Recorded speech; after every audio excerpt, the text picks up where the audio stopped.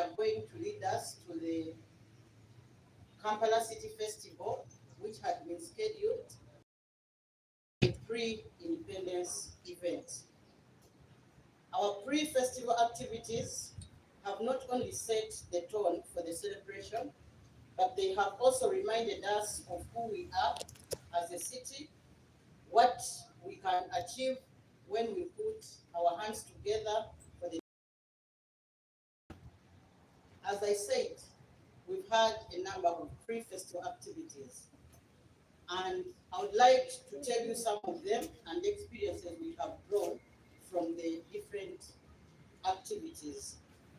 With Solidarity, we had to visit the children's homes, what we call baby homes, orphanages.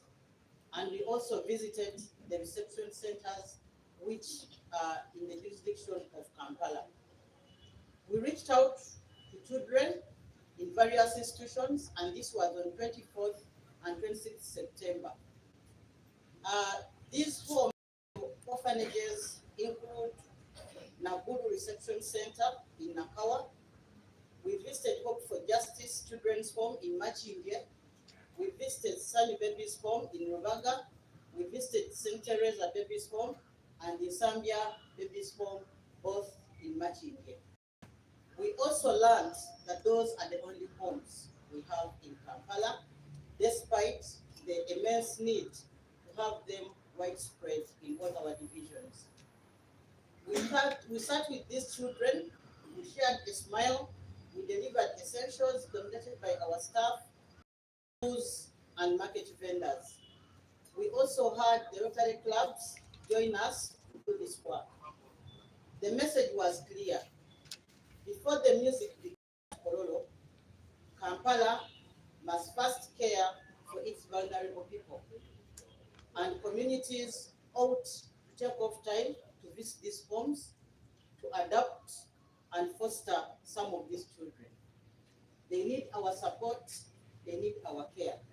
If you cannot foster one, if you cannot adopt one, at least find time and visit these homes and give these children hope, if they are parent, if none can be. We also had medical camps. These were running from 24th and 25th September in all divisions. In Machinge division, for example, we had a camp in Kabalagala, we had a camp in Katabazod. That division was unique. They even requested for a camp and we put it there in the week that came next. In Central Division, we had a camp in Kamocha, Katale Zone. We also had a camp in Mulagotu Parish in Kalere for Kawempe Division. We also had a medical camp in Rubaga Division, Parish, Chitauluzi Zone. We also had a camp at the market, Sega Market. In Nakawa Division, we camped at Chitintali Parish, Okuru, Church Zone 12. We took health services closer to thousands of Kampala residents, mothers, young mothers, youth, the elderly, and the refugees.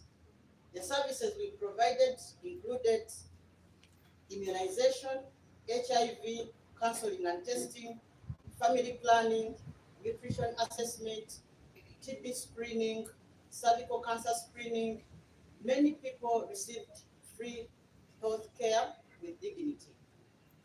For the 2 days, we have a count of 7,000 people who attended this outreach. The public reminded us of the powerful lesson that health care is one of the best gifts a city can give its people, and requested us to increase the frequency of this camp and not only wait for the month of October when we are thinking of a festival. We also had the Kampala Cycling Day. This was put in Machinge Division for the very first time, and it happened on 26th September. The decision to have this day was intentional. It sent out a message of sustainable transport, health living, and this came closer to the communities. Together with the cyclists and the communities that attended the event, we sent a clear signal that we can design our roads, and we designed them with the people in mind. They expressed interest to enable them cycle in Kampala, and as a city, we had already made a decision that all our new roads will be having walkways, cycling lanes, and then motorized lanes. And this will help us to create a safe space for all those people who are using non-motorized transport. The other pre-festival activity we had was the Car Free Day, and this was held on 27th September 2025. On this day, for those who attended and us who organized, we saw a different Kampala. The honking of taxis gave way to bicycle bells, children's laughter and play, families picnics, where cars usually just stop for space. This happened the whole day. To enable it happen, we closed off Nile Avenue, we closed off Speak Road, we closed off Shimoni, we closed off State Square 1 and 2 roads to keep the vehicles and motorcycles out and enable people enjoy their city. The signalized junctions at Speak and Chiso's house became play areas for adults and young people and children. People improved their health, and our monitors in terms of air quality recorded improvements. The recording of that day was 9.6 particulate matter per cubic meter, as opposed to what we have been having, which is 20.68 particulate matter per cubic meter in the previous days in the Nakasero area. So this taught us a lesson that if we reduce fumes through using non-motorized transport, we can be able to drastically improve our air quality. On that day, we also launched 2 new public sanitation facilities. The people of Kampala have been telling us they do not have washrooms or sanitation facilities where they can be able to go and use without paying a shilling. We opened up these facilities on City Square. For those who were there and inspected them, we saw the cleanliness, the hygiene, and we want to serve people who come to these spaces with dignity. We think and believe this is a foundation for a sustainable city, and we are committed to listening to you, the residents, on what you need us to do to improve our services in that area. On 30th September, we launched the strategic plan for the city. The journey, we would like to work with you for the next 5 years, and we aligned it to the National Development Plan 4. We launched this plan under the theme, Revitalizing Kampala into a well-functioning city, and we are visioning Kampala as a vibrant, attractive, livable, and sustainable city. This plan in total requires 11.9 trillion for us to be able to fund the institutional activities we have planned to implement over the next 5 years. The plan was also launched along 2 key accountability documents. And this is the client charter, where we presented how we will relate with you, our clients. We managed to bring out your rights and your obligations. We also managed to bring out the commitments we are going to deliver to you over the medium term. We also launched a compendium of service delivery standards for Kampala Capital City Authority, telling you what, how, where, when, and what cost we are going to deliver services to you in the next 5 years. The reason was to ensure that we have measurable improvements in the lives of the people of Kampala, and also to empower you as residents to hold us accountable, ask us intelligent questions, make us account for every money you are giving us from the taxes you are paying. We also had another pre-festival activity, which was constructing or putting in place demonstration gardens in various sites to enable the people of Kampala have hands-on training or demonstration on urban farming. And here we targeted the children because these children during holidays stay more in your homes than yourselves. And yet we can be able to utilize our backyard gardens, our small spaces on the verandas to be able to do what we call backyard farming. So we put these events in Chibuli Primary School and Mengo Primary School. Together with the pupils, we were able to teach them hands-on urban gardening. We were also able to establish demonstration spaces which can be used by both parents and children to learn. The children learned how to garden in sacks, in containers, and also in small spaces. When these skills are taken on, they will be able to grow vegetables and other things which can grow in a small area. It will improve their nutrition and save them on costs and improve food security. Yesterday, for those who joined us, we had the No Litter Day, and that was on 1st October 2025. This pre-event activity, festival activity, was flagged off at City Square by the Minister for Kampala, Capital City and Metropolitan Affairs. It was a collective activity where we felt that we should demonstrate our collective duty to plan where to dispose of our waste and also encourage the residents of Kampala manage waste responsibly. From City Square, among other participants, we had Miss Uganda, we had pupils and students from various schools, which included Kololo High School, Bati Valley Primary School, Kololo Secondary School, Kampala. On that day, we marched through a number of busy streets, and these included Arua Park, William Street. We marched through Nachivugo, Shauriako Road. We marched through Nabugabo. We marched through Chakwe Road.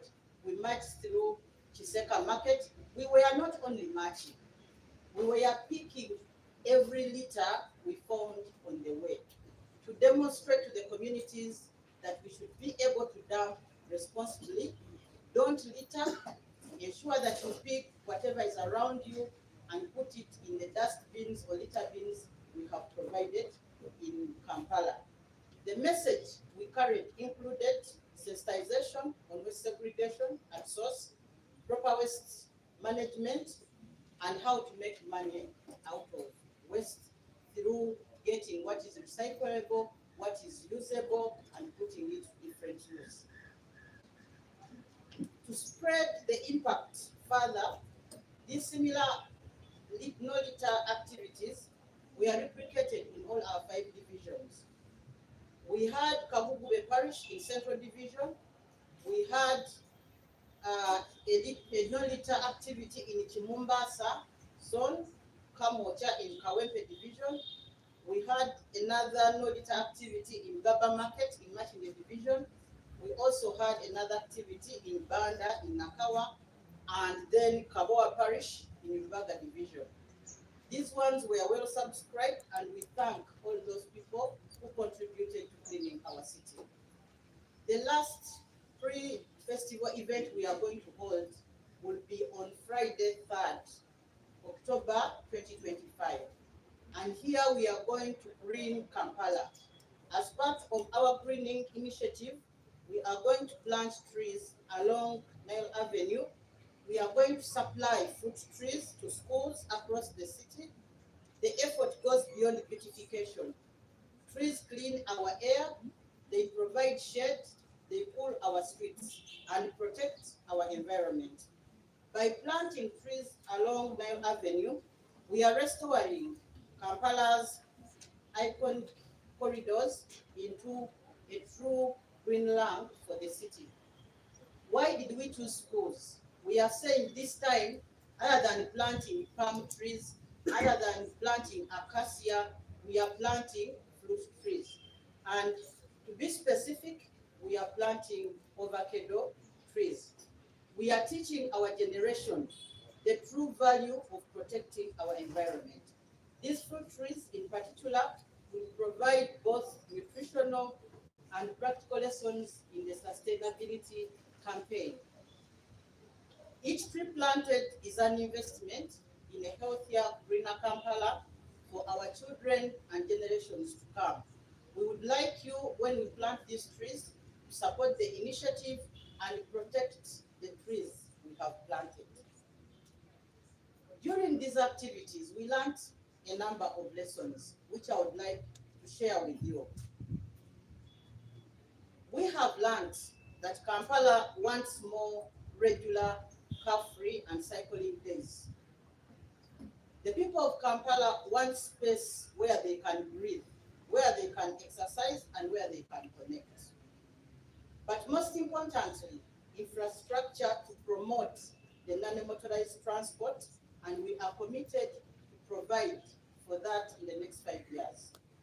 We also learned that access to free integrated health services is highly valued among our communities, and this must be sustained. We even interacted with some of the people who attended the health camps, and they said their problem was leaving their shops for 30 minutes to go and line up in a health facility. But when services came closer, they embraced the idea. In Kampala, we have 8 health facilities. All these services we provided in the camps are available there. Before we come to you for health camps, we urge you to utilize these facilities so that you can keep healthy. We also learned that communities and each one of us should be able to care and often visit the children's homes. I would like to echo this, and reception centers. These children need support, not only material gifts, but also spending time with people and showing them that we really care. Where possible, as I said earlier, please adopt a child or foster one or choose one who you care for while they are in those homes. These are Ugandans that need our attention, they need our love, they need dignity of belonging. The other lesson which we learned was development and celebration must always remain people-centered. They must remain inclusive and must remain sustainable. The value we saw by bringing on board members of the community, different partners, business people, people who have invested in the city, the value is quite immense. And what we have learned is that we should sustain this.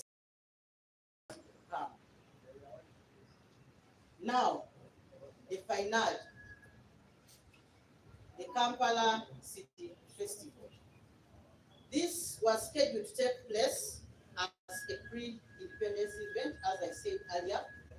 It will still be in Kololo Independence Grounds, and the intention was to spice up Kampala as the nation prepares for Uganda's 63rd independence anniversary. The festival is to start with the procession from Buganda Road to Chagwe Road, Kampala Road, Jinja Road, Wampeo Avenue, to Kololo, where the main celebrations are supposed to be held. There we shall have fanfare in a number of zones. We have the Wananchi exhibit what they do. We have the Christian village, which will be in Hotel Africana. We have the children's village, which will be inside Kololo. We have the Halal village or the Islamic village, which will also be in Kololo. We have the VIP area, we have the corporate exhibitor space, we have the main stage where the happenings will be. The festival is intended to showcase our culture, innovation, and sustainability. Our partners, the Uganda Police, the other security organs who have joined hands with us, have promised and are committed to safety during this event. I want to thank you for always being supportive to KCCA initiatives, and I know we'll pull this off on the D-Day.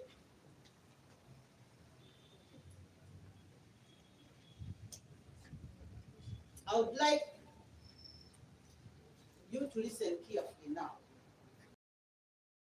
I would like to inform you that you are all welcome to the festival.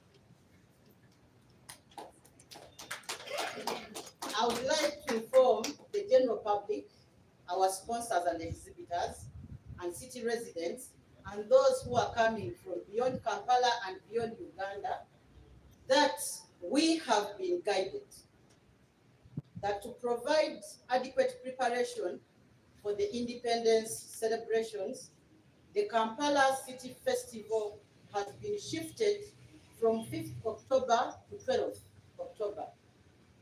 This will be only 3 days after the independence celebrations. Kampala has been chosen to host the independence celebrations on 9th October 2025. We urge you to come and we celebrate our nation, our independence on the 9th, and then return on the 12th October to celebrate the Kampala City Festival. So the independence will be on Thursday, 9th, you rest Friday, you rest Saturday, then you come on Sunday, 12th. In conclusion, as we move forward, I want to sincerely thank our sponsors who have already come on board and partners who have stood with us throughout the pre-festival activities.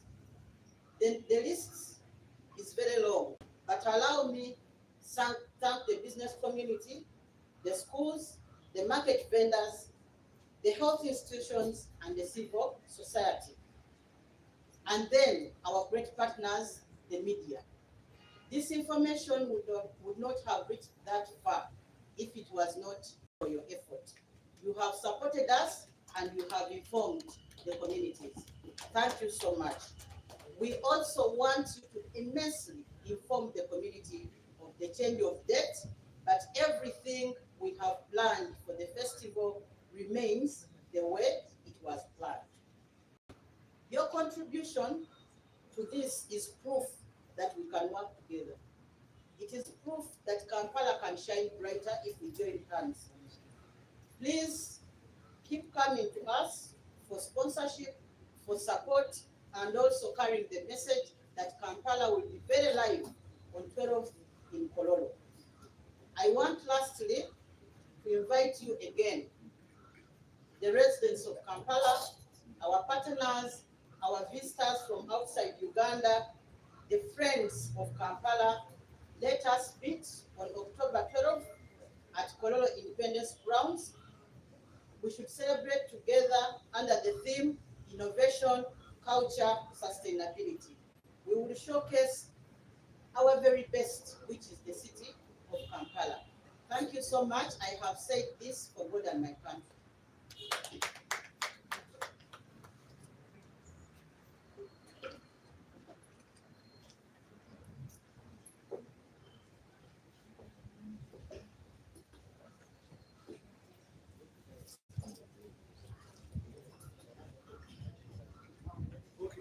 She'll come back for the Uganda later.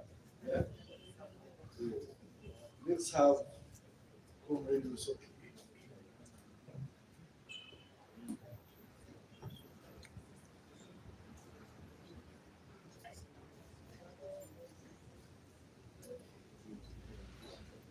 The Executive Director, KCCA, journalist, senior staff from KCCA, my colleague Mwabine, whom we perform the same function, my colleague Nyango, whom I worked with. Nyango has been deeply into the planning processes, and all colleagues I can see around. I greet you as well from the fourth estate. At least of recent, I am a very frequent person here. I hope it does not annoy you. Anyway, that was on the lighter note. Now, I wish on behalf of security agencies to give a statement on security for the festival. Much has been said by the executive director, and it is from there that we derive campus. But allow me say that we sat at interagency level and we made threat assessments, we made estimates, and we hereby give you guidance on the following.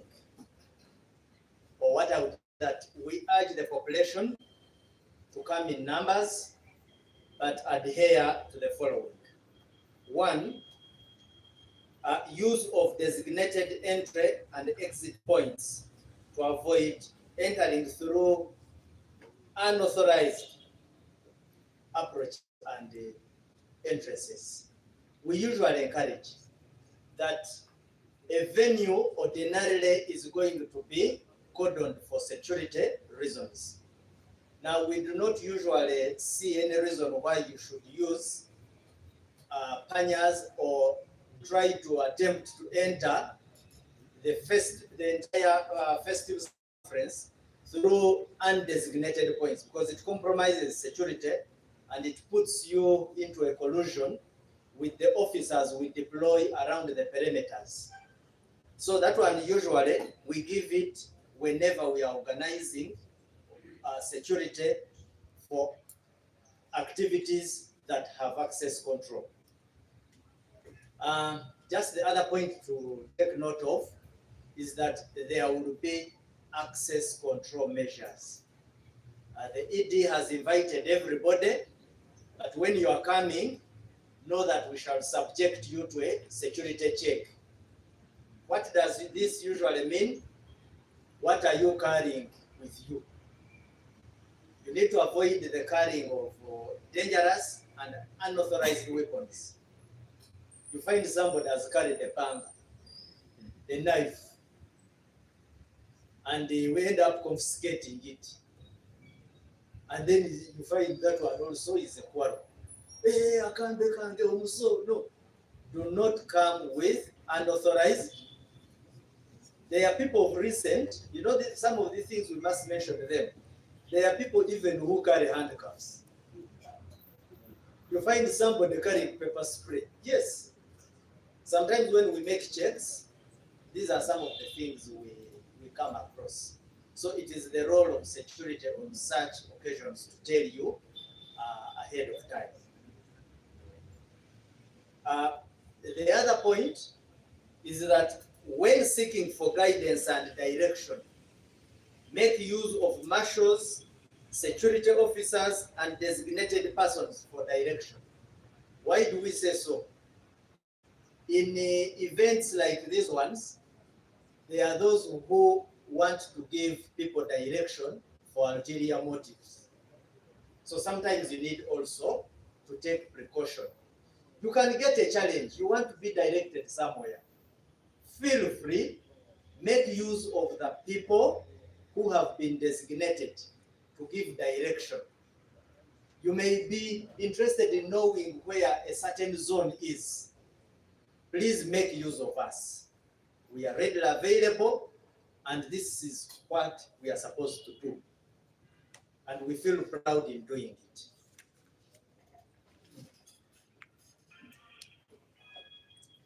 You have been told to come, free to come with the children.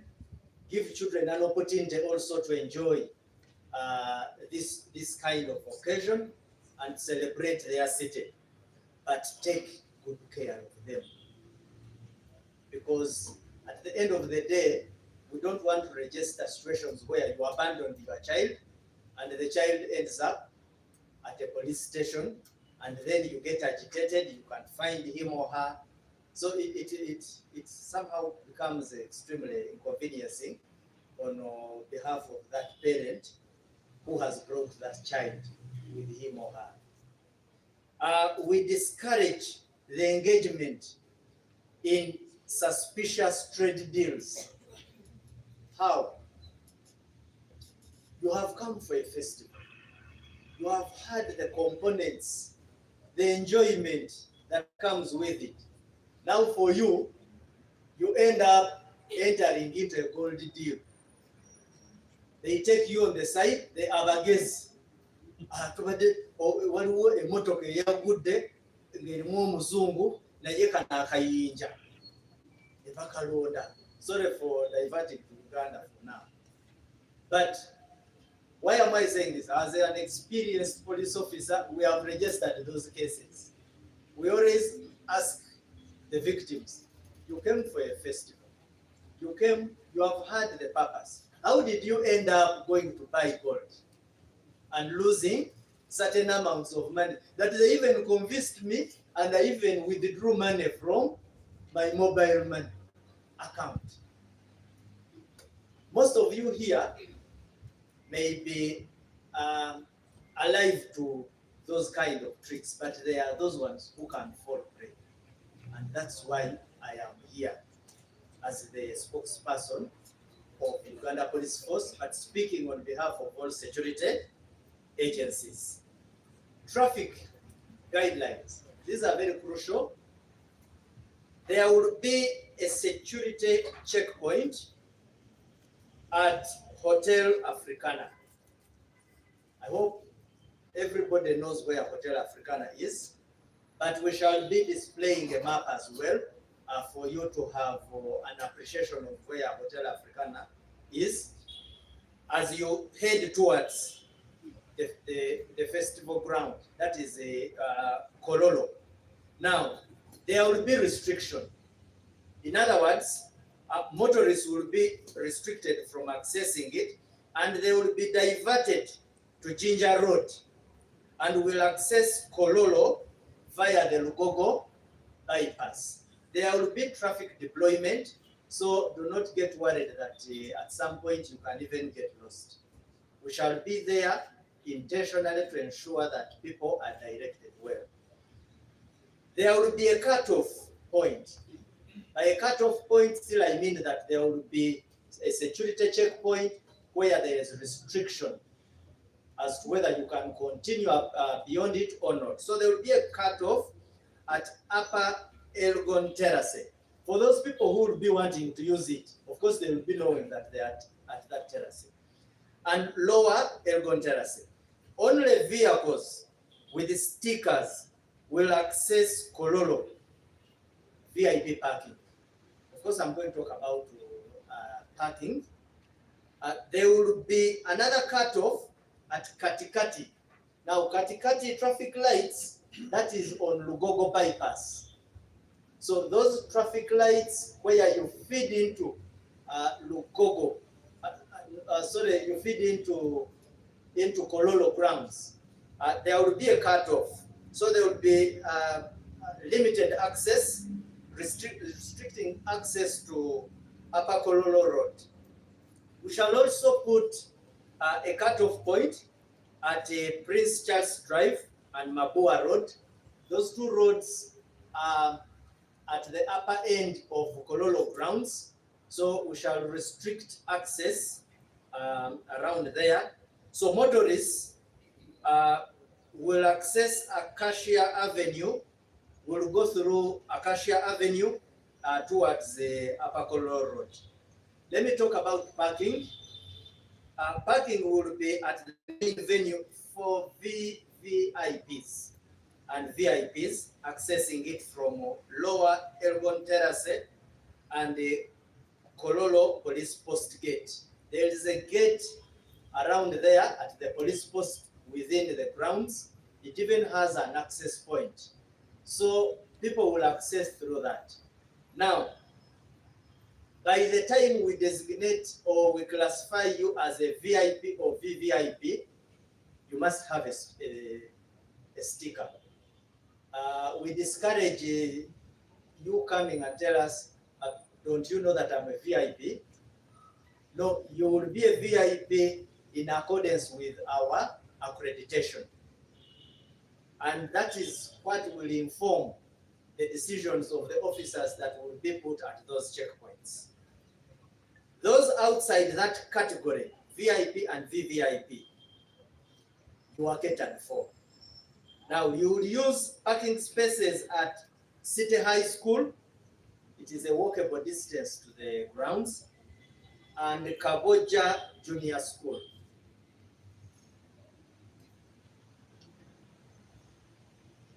Parking along the road is prohibited, so motor vehicles found parked or abandoned on the roadside will be towed to the nearest police station at the owner's cost. But equally, we don't want to necessarily just issue orders and threats. We also need to tell you that you need to park where we have dedicated officers to protect your vehicles. You do not abandon a vehicle on the road, inconvenience floats that are making a procession. We tow your vehicle, and then tomorrow you feel inconvenienced and outraged. Make sure all these parking spaces are enough for all of you. So we call upon you to make use of them. There will be no border rider allowed beyond the cutoff points. If it has to be, it will have to be at the discretion of the security officers on the basis of a security assessment and appreciation. So it will be more of a ground and command appreciation. Robust security measures are in place. I want to give you that guarantee. With the deployment of Uganda Police Force units, including counter-terrorism, traffic officers, and specialized units to ensure safety during the festival. We are working together with sister security agencies such as UPDF, intelligence agencies, Uganda Prison Service, and KCCA to safeguard you during the city festival. Security, this is my last call and it's a clarion call. Security is complete under unity and synergy by all stakeholders. You are one of them, because there's a tendency of saying, you people handle security, we handle it with you. There is a hand you lend in completing the security matrix. We call upon you to cooperate with us to ensure that we secure this festival. We seek your cooperation for God and the country.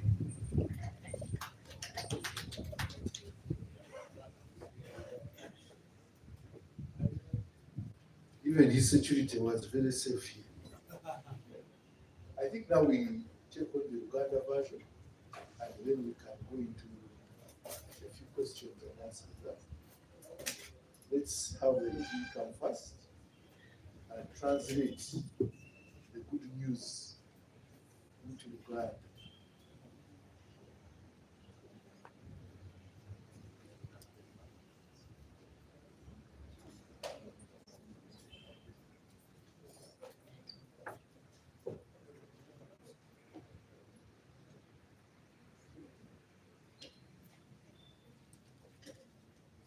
Then you have already delivered the good news. Bannakampala, abakolera mu Kampala n'abayitamu obuyisi n'emikwano gyaffe egiri ebweru wa Kampala,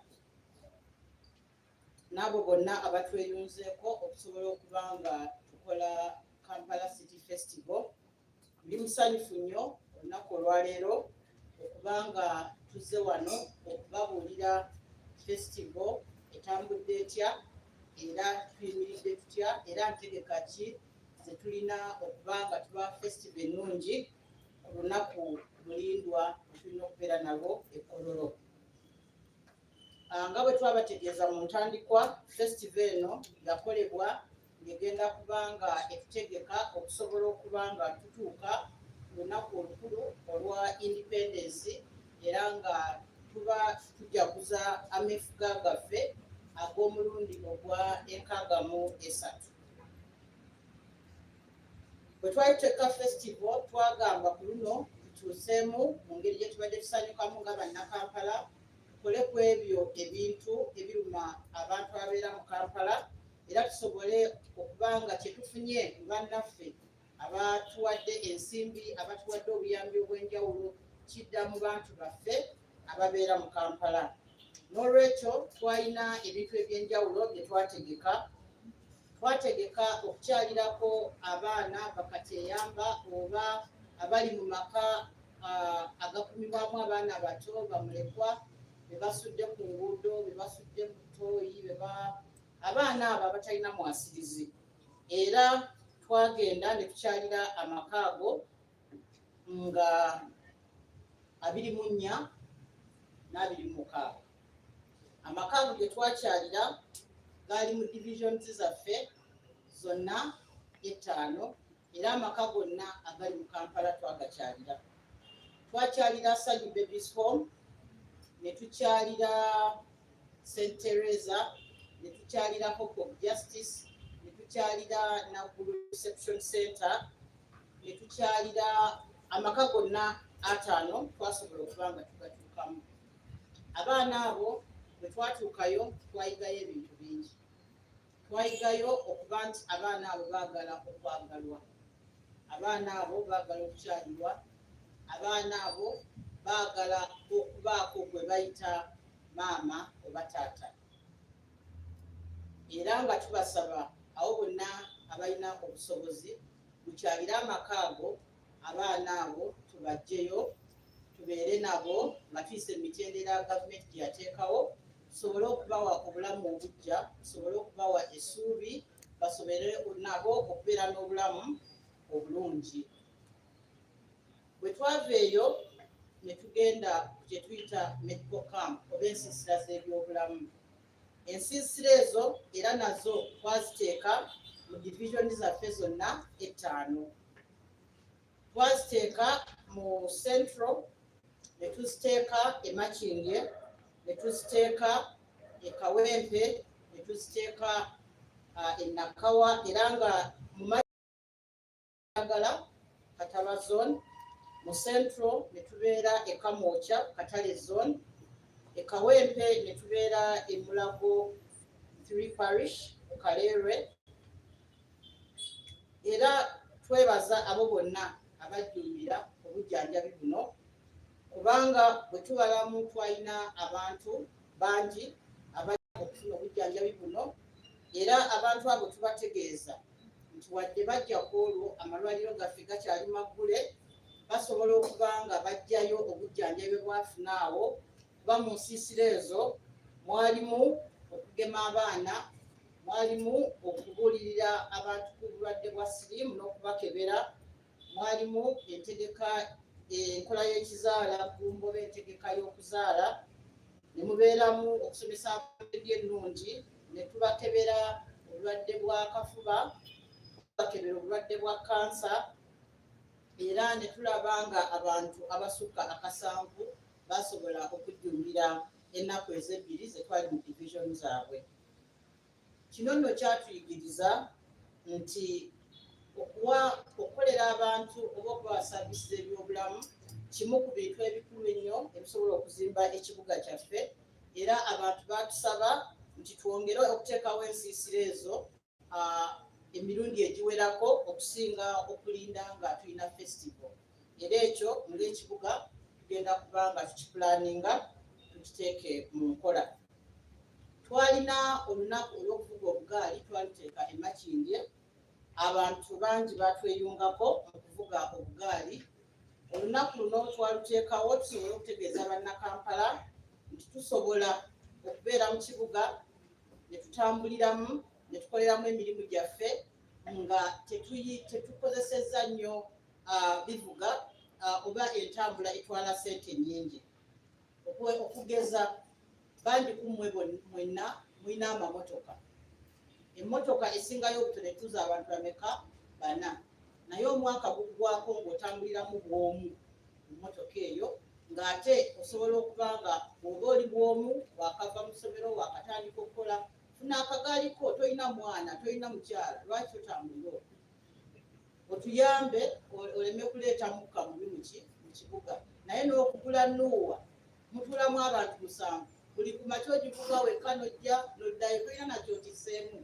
So twali tutegeeza abantu tusobola okukozesa ebintu ebirala ne tutambula bulungi ne tutuuka mu kibuga ne tukola emirimu gyaffe ate era ne tuddayo. Olunaku olwo nalwo lwajjumbirwa nnyo abantu baffe. Bwe twavaawo ate ne tubaleetera ekinene ekiraga nti tusobola okubeera mu kibuga kyaffe nga temuli bidduka bikozesa bireeta fumes. Ne tuteekawo kye twayita car free day era ne tusiba enguudo eziwerako okubanga enguudo ezo tezaayitako motoka yonna oba bodaboda. Twali twagalako babigere era abaana n'abantu abakulu bajja ne babeera mu kibuga kyabwe ne bakiraba bwe kifaanana nga temuli ng'ombe ekuba, temuli ng'ombe ya bodaboda, temuli ng'ombe ya motoka. Ne babeera ku nguudo zaabwe ne bazannyiramu ne bavugiramu obugaali. Era ekyo kyasobola okukolebwa kubanga twasiba oluguudo lwa Nile Avenue, ne tusiba Speak Road, ne tusiba Shimoni, ne tutakkiriza mamotoka kuyitawo. Nalabako abantu abaleeta VIP tent oba ekifo ekyokutuulamu ekyaba VIP ne bakiteeka mu luguudo wakati. Naye ndaba abazannya luddo ku mukeeka nga bali mu luguudo wakati, naye nga baagala kulaba ekibuga kyabwe ekisobola okufaanana nga temuli motoka ku nguudo ezimu. Ekyo nno tukikola musobole n'okuba nga mussa ekitiibwa mu nguudo ezimu ze tutaddewo ezitalina kuyita mu motoka, ze tuyita non-motorized roads. Twaziteeka wansi eyo ng'okkirira nga ku katale ng'oyita ennakivubaawo, naye weesanga ng'ate aba boda, aba takisi, abatikula ebyamaguzi babeera mu nguudo ezo. Twagala bannayuganda ne bannakampala babeere n'ekifo mwe basobola okutambulira nga tewali bidduka bibateteeganya. So twebazaawo bonna abajja ku lunaku olwo ne basanyukira mu kibuga kyabwe. Bwe twavaawo ne tubeera ne omukolo ogw'okuyigiriza bannakampala okulimira awafunda, era ne tuteekawo ebifo we bagenda okuba nga bagenda nga basomeramu okulaba nga basobola okulimira awafunda. Twateeka ebifo bye tuyise demonstration gardens ku masomero nga Kibuli Primary School ne Mengo Primary School. Abaana twabayigiriza era tubasaba mugende mu bifo ebyo muyige ennima ey'okulimira awafunda, musobole okukozesa embalaza zammwe obulungi, mukozese empya zammwe ze mulina ewaka obulungi. Mu kifo ky'okubeera ne pasikala muyeka, teekamu sukumawiki, teekamu bbiringanya, osobole okuba ng'oliisa abaana bulungi ate nga naawe oseevinga ku ssente z'okozesa. Ku lunaku olwa car free day kyembadde njagala okubajjukizaamu nti bannakampala abadde batubuuza ebifo eby'okukyamirwamu. Ebifo byonna byakusasula, mwakeedi basasula, mu butale obumu basasula, kati nga beebuuza omuntu senga afuna ekyetaago kuba kyo tekirinda, alangawo bw'aba talina lusi 2-3 bigenda kukola ki? Kweyamba. Twakozesa olunaku lwa 27 okutongoza toyileti zaffe ez'omulembe ku City Square. Tulinawo toilets 2 ez'omulembe era nga toyi ezo services eziriwo za bwereere. Bonna abaliwo ku lunaku olwo mwalaba nnyonjo nnyo, zirabika bulungi nnyo, muzikozese naffe tweyama okuba nga tujja ziyonja era tubawe service ennungi nga muza okukozesa ebifo ebyo. Bwe twamala twatongoza pulaani yaffe gye tugenda okukolerako okuba nga tubaweereza nga bannakampala mu myaka 5 ejijja oba egigenda mu maaso okuva kati. Era pulaani eyo nga wonna egenda tukostinga essente trillion 11 okugwako. Pulaani eyo nga ekoleddwa okuba nga eteeka mu nkola eyo emuzze mu tusaba okuba nga tubeera n'ekibuga ekyeyagaza. Bwe twamala pulaani eyo ate eggulo twakoze omukolo gwe twagambye nti tetulina kumansa bucaafu bwonna mu kibuga, nga twatambudde ne bannaffe abazze tweyungako ne tugenda ne tulonda buli kakica eyabadde mu kibuga. Ate activities zonna zenjogerako zaabadde mu divisions endala zonna. Ebifaananyi mwabirabye, abantu bajjumbidde ebintu ebyo, naye tubasaba ekyo si kya lunaku lumu. Buli omu atwala obuvunaanyizibwa okukuuma ekintu kyonna kyateetaaga. Kye tulina okubeera nakyo mu bwongo nti buli lw'ogula akaŋŋamba akacupa k'amazzi, bw'okaagalamu mazzi ogenda ganywa ogateeke mu lubuto, naye ekyebuuzibwa bw'onaamala oganywa togenda kalya, ogenda kateekawo. Bw'omaze okunywa amazzi g'otadde mu lubuto gagenda kumalamu emyezi emeka? Era ojja kwagala okukola ki? Ogafulumya. So buli kyonna ky'oguze kigenda kumala kifuuke kasasiro. Kati buli lw'ogula lowooza wogenda obiteeka. Akacupa bw'oba oli ku State Square dustbin weeri kateekemu. Gali amazzi agatagenda kumalamu mwezi, kyama we twakuteeredde byonna obiteekewo bulungi mu bifo bye twakoze eki? Bye twakuwadde. Ne bw'ogula olugoye olupya lujja kaddiwa. Kola pulaani ogenda duteekawa nga tokyalwetaaga.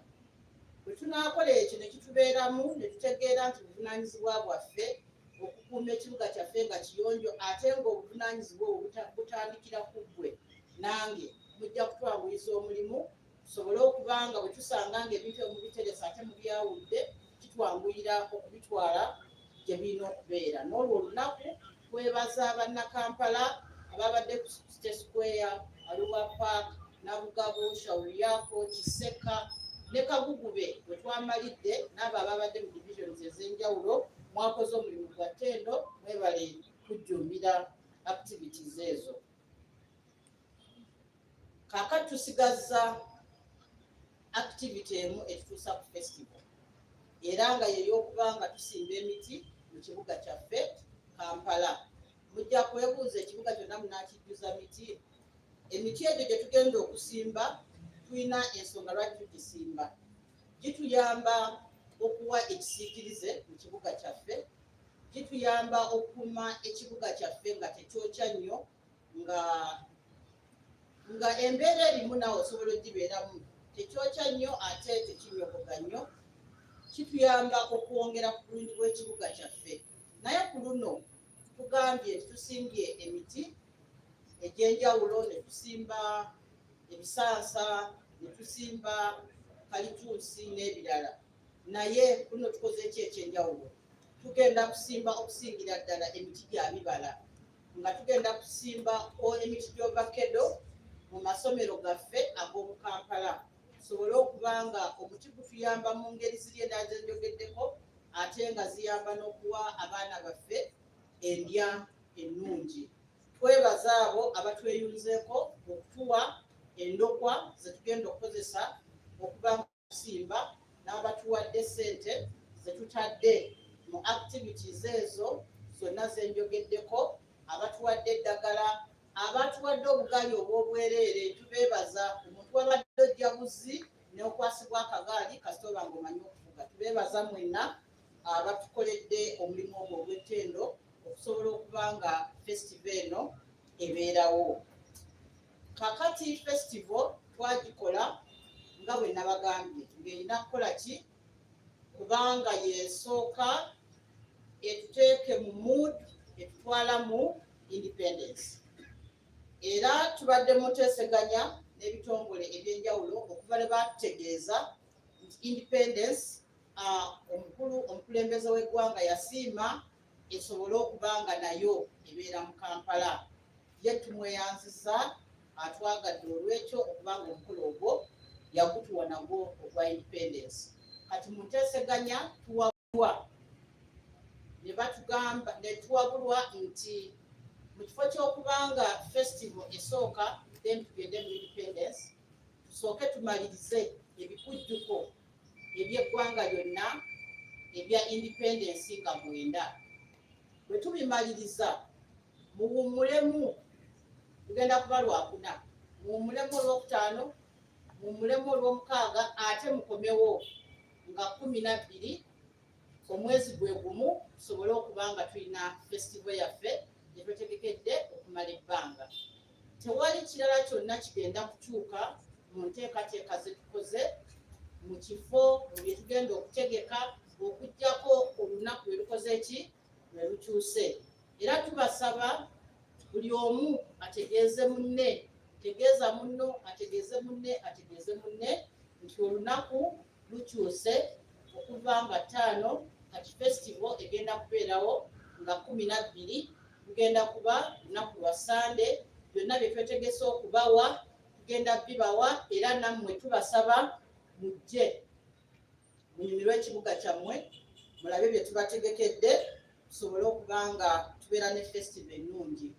Mmaliriza nga mbayita nga bwe mbagambye nti independence eri mu Kampala, mbayita okusooka mujje ku independence nga 9, era ne mbayita ogwokubiri mujje ku Kampala City Festival nga 12 October omwaka guno 2025. Mujje mulabe ekibuga kyammwe, mujje tukyakalire wamu. Mu festival eno bino tubimaze ebyasoose ze tuyita pre-festival activities. Kiki kye musuubira okulaba nga tutuuse Kololo?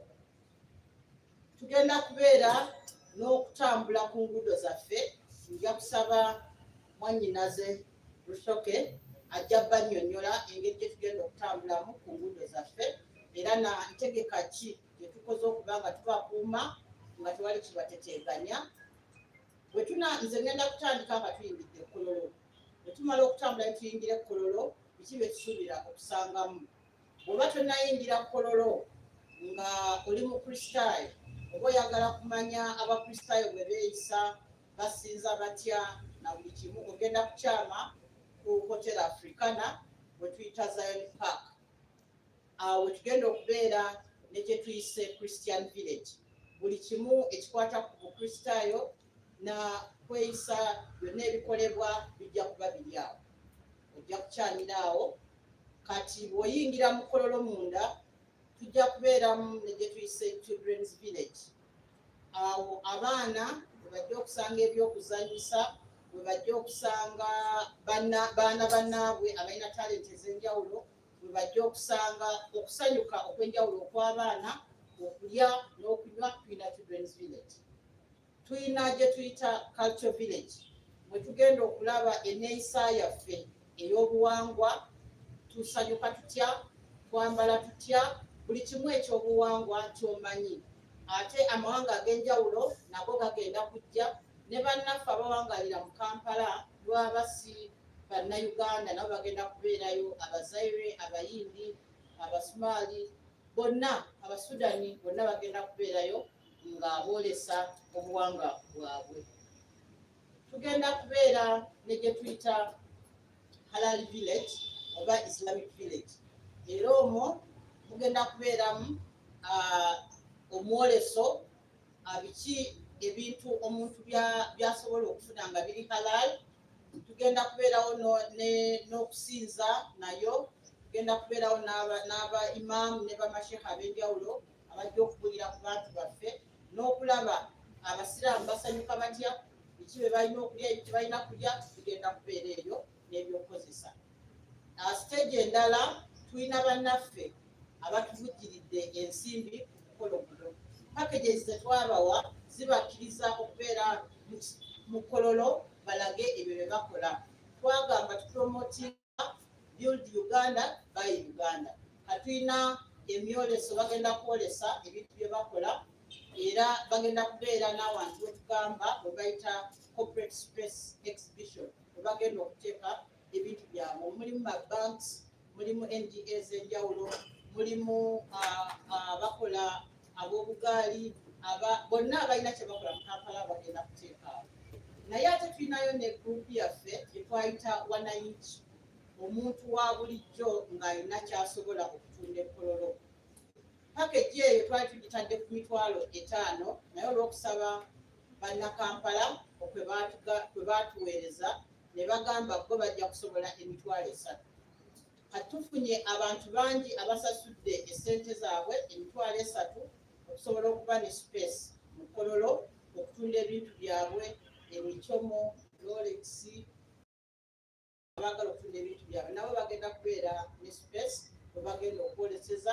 tubasaba mujje mugule ku bantu baffe basobole okuba nga nabo festival babaako gye bakifunamu tulina VIP ba VIP abakungu we bagenda okubeera nayo stage weeri ekkololo ate ne tubeera ne gye tuyita main stage bano baalemererwa okumpa erinnya eryokozesa ku stage eyo naye nga stage eyo kwe tujja okulabira abaana baffe abannayuganda abalina talent abayimbi baffe abaana ab'amasomero abalina kye bayimbiza abantu dancing groups abantu bonna abalina talent gye babadde balina gye ba exploitinze okubanga basobola okusanyusa abantu bajja kubeeraawo ku main stage era assessment yetulaze nti abavubuka banyumirwa nnyo stage eyo so tubakoledde space nnene bwe bajja okuba nga beeyagalira ku lunaku olwo tukolaganye n'ebitongole ebikuumi b'eddembe okubanga omukolo guno ugenda kuba very secure kakati mwebuuza omukolo gugenda kubeera teguliko mugenyi mukulu ani agenda otukumaakuma nga bannakampala ku lunaku olwo tulina omukungu asinga okuba omusanyufu mu Uganda era yakkiriza nti agenda okuba omugenyi omukulu olwedde abamu mbalaba mutandise okwogera erinnya ng'oyo ye right honorable prime minister Nabbanja yagenda okuba omugenyi omukulu ku lunaku olwo mbalaba musanyuse nnyo agenda kubeera naffe ku lunaku olwo tusanyuke naye mujje mumulabe bwabeera nga tuli mu mbeera ey'okusanyuka ey'okuyiga ey'okusinza ey'okwolesa n'ebyo byonna egenda okubeera ekkololo mmaliriza nga neebaza gavumenti yaffe eya Uganda okutukkiriza okuba nga tubeera n'omukolo guno mukimanyi tumaze emyaka 7 nga festival tekola ki tebeerawo naye bwe twagisaba cabinet yassa kimu negamba bannakampala mubawe kye baagala so twebaza omukulembeze w'eggwanga ne cabinet yo okusobola okukkiriza ekyo ate ne prime minister mulamba ow'eggwanga okukkiriza okuba nga asanyuka naffe ku lunaku olwo tubeeyanziza tweyanze tetubayise naye mujjukire tukyusizza okuva nga 5 festival egenda kubeerawo nga 12 Ogw'ekkumi 2025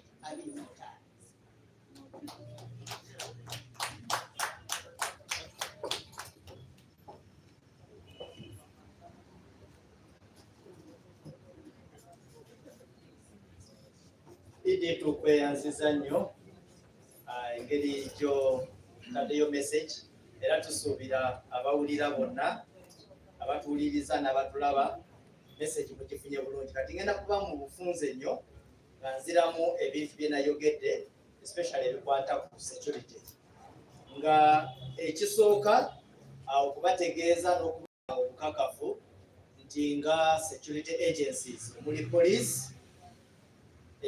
bitongole nga UPDF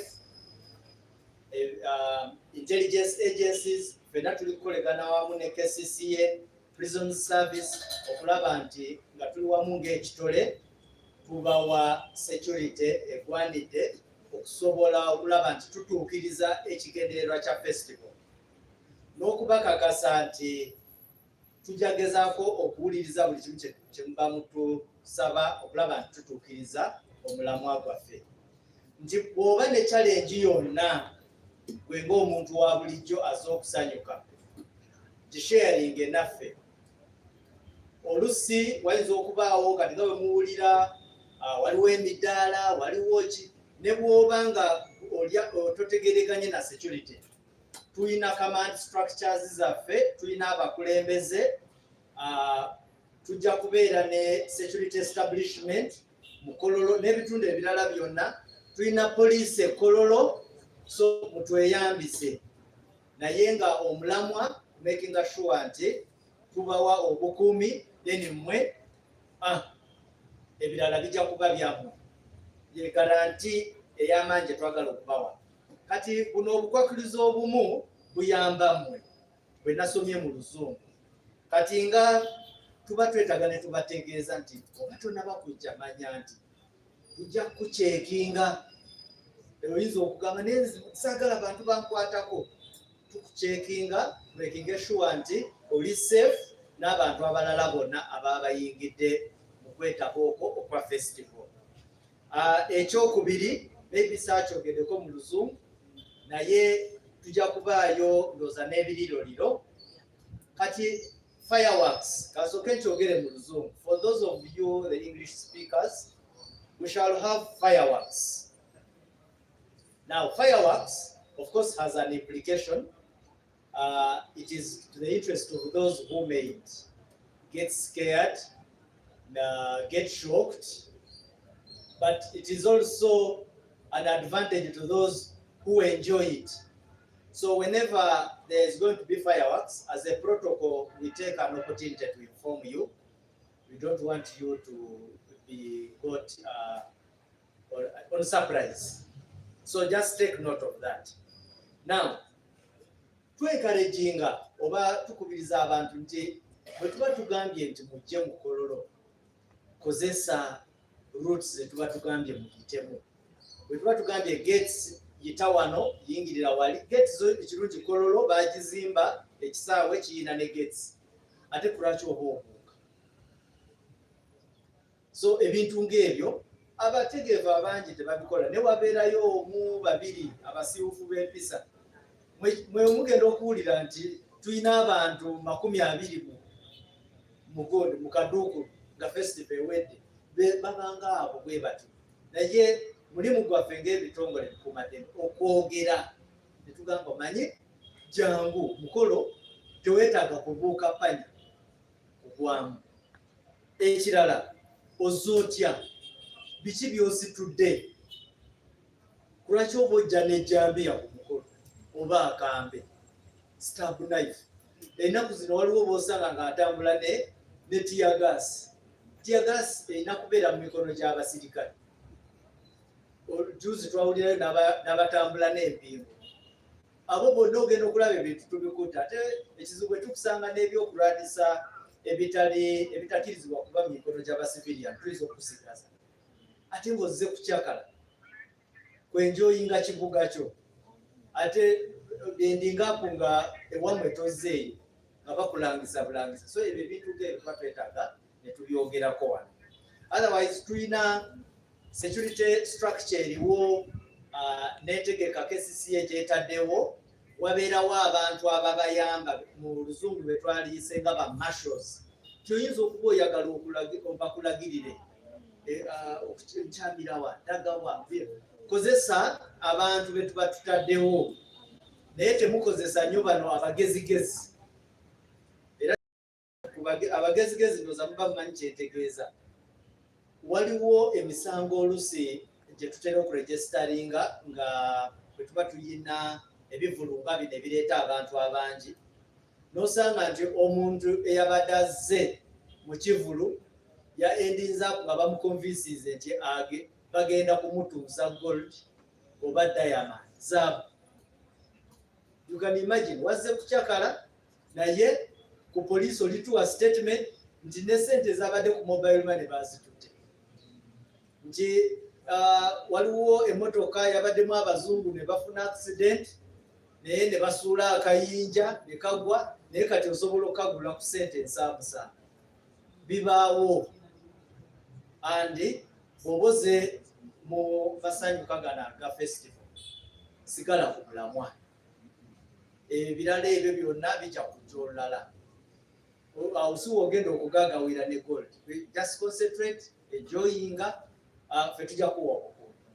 Abaana, amasanyuka nga gano tutera okuleeta abaana. Mubaleete, fine. Naye beera responsible. Oleese omwana, ate enkya olitubuuza gye wamulese. Kubanga ndowooza mukimanyi, oba okyali awo ng'owulira poliisi erangisa abaana nga maybe nga 12. Kiba kitegeeza mulimu obulajjagavu obw'abazadde.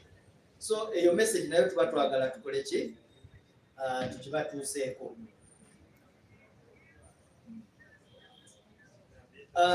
Traffic. Nga bwe mumanyi nti tugenda kubeera ne traffic inconveniences oba okutataganya mu katono ku traffic.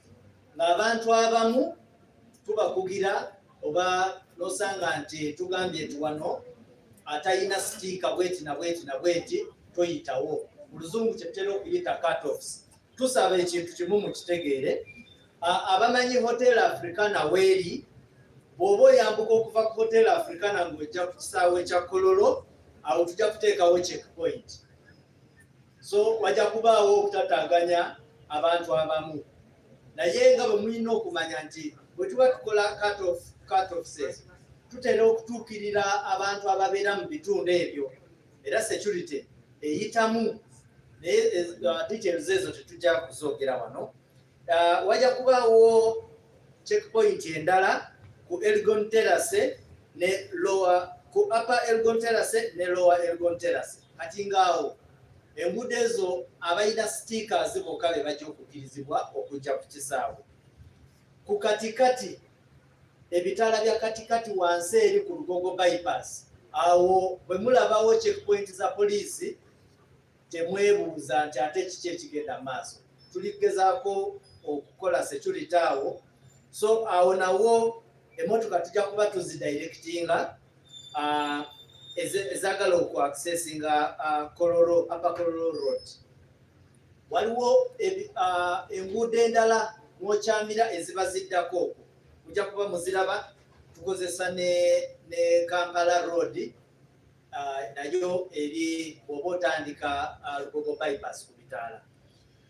Tuyina cut-off endala ku Prince Charles Drive. Prince Charles Drive engulu eno, engulu y'ekisaawe Prince Charles Drive, mujja kuba mugiraba. Eyo nayo tuteekayo checkpoint n'awalala Mabua. Traffic police officers baffe mujja kuba mbalaba, bajja kuba babawa endagirira zo temutya nti omuntu ayinza okubula oba obutafuna ndagirira nnungi.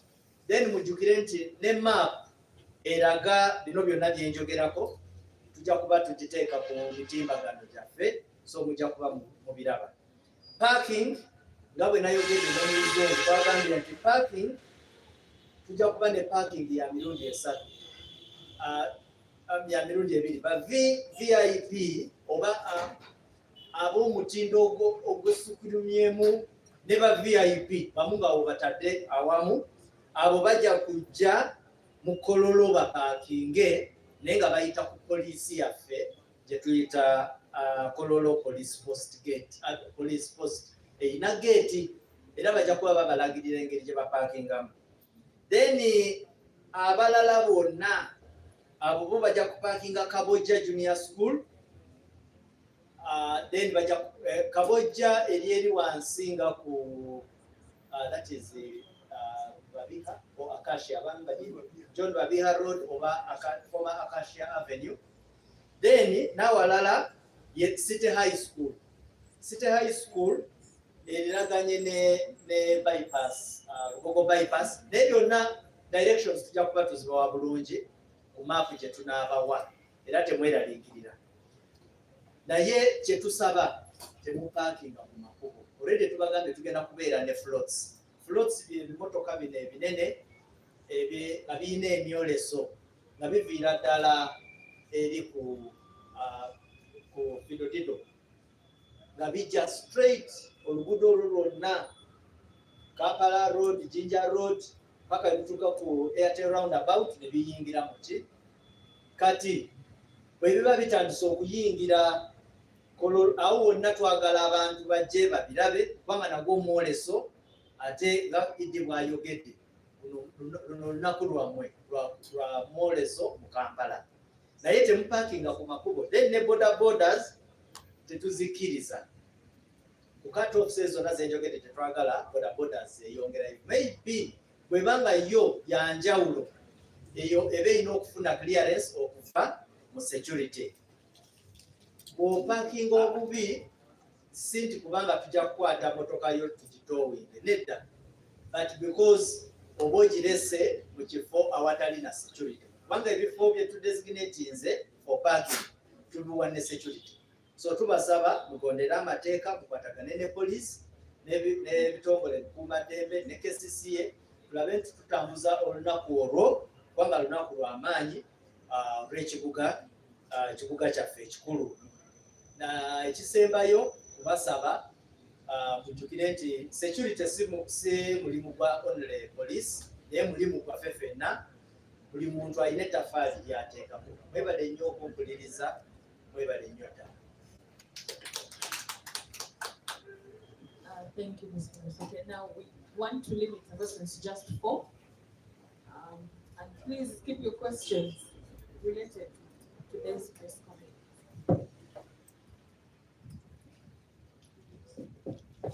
Good afternoon. My name is Catherine Nakato. My question goes to the KCCA. As the authority prepares the festival, the pre-festival, how far have you gone with compensating the people of Chitezi?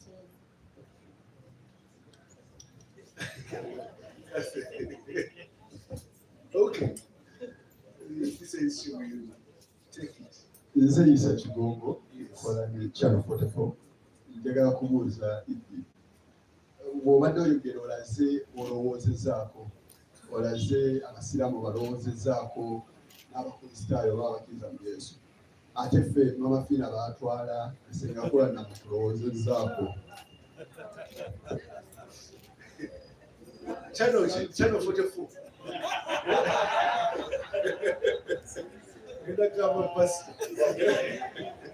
Nange ndi wano ssebo Uganda Uganda Media Center. Njagala kumanya nti omukolo guno ebibiina ebyobufuzi bakkirizaayo kalaazi ezo olusamye yakkiriza okujja nalo ng'akabonero okuba kubanga tuli mu campaign tuyinza okwesanga nga twambadde yero twambadde reedi oba wabonero tuze nabo. Political exhibition. Definitely. Okay, thank you. I think you do both English and Black.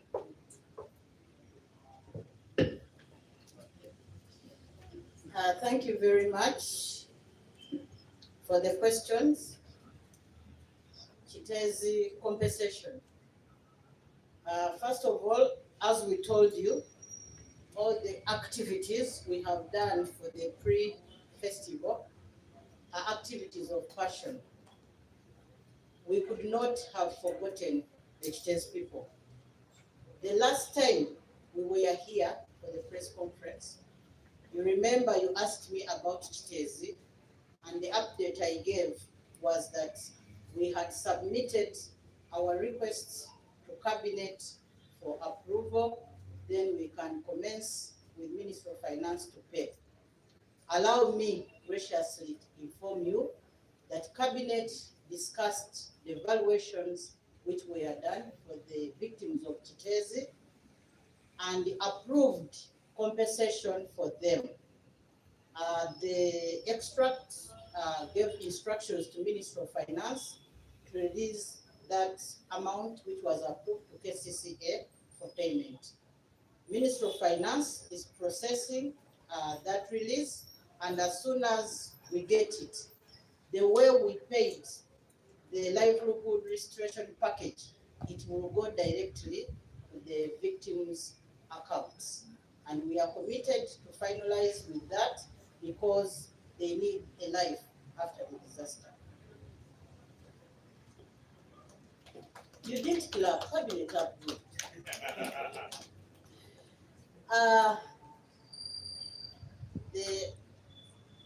The other question was, we've catered for the Christian village, for the Muslim village, and other villages. What about Mama Fina and others? When we put out offers for people to come and participate, we called everybody.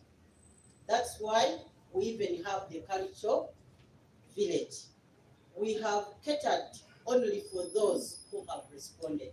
So as I talk now, we do not have a traditional religious person who has committed to be in our villages. In case they come in future, we will discuss that matter with them. The representative didn't come to be part of the culture village. If you come, then we'll discuss that matter. But everybody is welcome at the festival. And the other issue is the political parties. As I said, we invited people to exhibit. We have not received any political party that has paid up for exhibition at the festival. However, I would also like to inform you that this celebration is non-partisan. It is not partisan. It is for all Ugandans, all people of Kampala to come and enjoy freely. Let people of Kampala be themselves.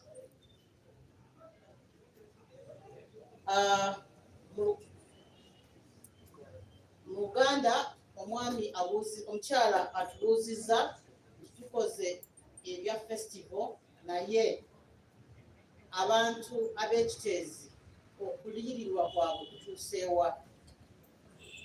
Bwe twali wano omulundi ogwasembayo mwambuuza ekibuuzo nti nga abantu b'ekiteezi temubaliyirira, ne mbannyonnyola nti mu kiseera ekyo ndowooza omwezi gwali gwa musanvu, mu kiseera ekyo twali tukyali mu kubalirira bintu ki bye baafiirwa era nga Chief Government Value atuyambako. Ne mbagamba nti lipooti ya Chief Government Value bw'enaaba efulumye tugenda gitwala mu bakama baffe mu cabinet basobole okutukkiriza okusasula omuwendo Chief Government Value gw'anaaba atuwadde. Njagala okubategeeza nti tutambudde era lipooti eyo yatwalibwa mu cabinet. Kabineti yaffe nekkiriza omuwendo gwe twatwalayo ogwali gubaliddwa mu bintu abantu bafaawo bye baafiirwa, era ne batulagira tweyongereyo mu Ministry ya Finance. Ministry ya Finance eri mu nteekateeka ezirilizinga ssente ezo baziwe KCCA esasule abantu abo abaakosebwa. Nga bwe twakikola luli nga tubawa package gye twayita livelihood restoration, ne ziba nga essente bwe lwatuukako ne tuziteeka ku akawunti yaabwe. Essente ezo kasita zituuka ku akawunti ya KCCA tugenda zifast trackinga abantu abo basobole okufuna ssente zaabwe baddemu babeere n'obulamu obweyagaza. Tubalowoozaako era ssente we zituukira tugenda kuba nga tubasasula. Naye ekikulu omulimu omunene gwaggwa. Gavumenti nga gavumenti mu cabinet yakkiriza omuwendo gwe twabawa ogw'essente ne bakkiriza nti essente ezo zisasulwe abantu abo. Omulala abuuzizza nti mutubuulidde waliwo stage y'abasiraamu, waliwo stage y'abakristaayo ne stage endala zonna. Lwaki stage ebeeramu mikwano gyaffe nga Mama Fina teriiwo? Twateekawo stage ey'okwolesa ebyobuwangwa bwaffe nabiki bye tukkiririzaamu, naye omukolo guno nga bwe twabagamba gutegekeddwa mmwe abantu. Ogwaffe gwali gwakuteekawo stage eno stage y'abaana, ayagala okukola eby'abaana najja. Katwateekawo stage eyo ey'ebyobuwangwa tweyisa tutya, era abantu abazze gye tuli bebo be nabagambye. Twafunye abantu abajja okwolesa engeri gye tusanyukamu mu buwangwa, engeri gye twambalamu mu buwangwa, amawanga amalala agawangaala naffe bwe geeyisa, naye tetunnafunayo aleeta nsinza ya buwangwa yatugambyeko nti ayagala kwolesa. Bw'ali bazze tuliteesa ku nsonga eyo naye ku ssaawa eno tubadde tetunnamufuna naye ebirala byonna gyebiri. Ekirala ekkololo tugenda kuba twambala kkala za byabufuzi tugenda kuba nga tulina activities z'ebyobufuzi oba omukolo genda kubeera gutya. Mbadde njagala bategeeza nti omukolo guno gwa bannakampala kusanyuka tegwekuusa ku kibiina kya bufuzi kyonna. Bannakampala bajja kusanyuka nga bo era tekuli inclination yonna nti mujje nga mwambadde kkala eno kkala ya bulaaka oba bwetibweti no. Kyetubagamba nti bwe muba mujja nga bwe twagambye tucelebratinga obuwangwa bwaffe enneeyisa yaffe abantu abongedde ettaffaali ku nkulaakulana y'ensi yaffe n'ekibuga kyaffe Kampala tutukumye kitya okubanga kisobola okutuwanirira. Tubasaba ekisingako obulungi ku lunaku olwo yambala ng'obuwangwa bwo bwe bugamba naye nga teweesittaza muntu akulinaanye. Yambala nga ki twolese ki kye tuli nga bannakampala nga bannayuganda ki kye tukkiriza. Ekyo kye kyandisinzeeko buki obulungi. Wabula ate saagala mugwe mu mabanja nti hajjati oyo anandaba atya nga sambadde gomasi y'amayinja. Saagala mugwe mu mabanja mukole mwambale ng'obuwangwa bwammwe naye ate toyambala bintu bineesitaza bantu bakuli kumpi. Ndowooza byo bye munguzi. Thank you so much. We just request for a photo of the